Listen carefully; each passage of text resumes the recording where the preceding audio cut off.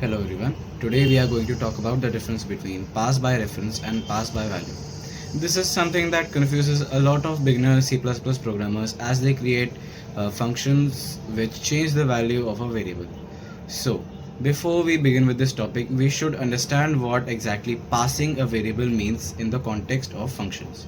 So, let us take the example of a function which say returns the sum of two numbers. This function will require two inputs which we call arguments. When we pass a value in the form of a variable into these arguments, we essentially say we are passing a variable, which is we are providing the value which is to be used inside the function. So I have created a function which increases the value of a certain number by 1. This is very similar to the I++ shorthand that we use. So now I have created this function. Let's try running this code. I have compiled it and now let's run it. Here you can see that I initially set the value of I to be 10, and by using this increment function the value should now have been printed as 11, but as you can clearly see in the console it is being printed as 10 still. What is the problem here, you might be thinking? The problem is that we are not passing this variable I by reference. Instead, we are passing I by value. So when I call this function, what this does is it takes the value of I, which is 10, it copies it and then uses it to continue its operations.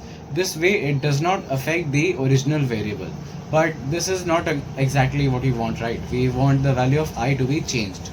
So to solve this problem, we add an ampersand sign beside the data type of the variable we want. What this basically tells us is that we want a reference to the variable and not its value. Now a question might come to your mind. What exactly do I mean by referencing a variable?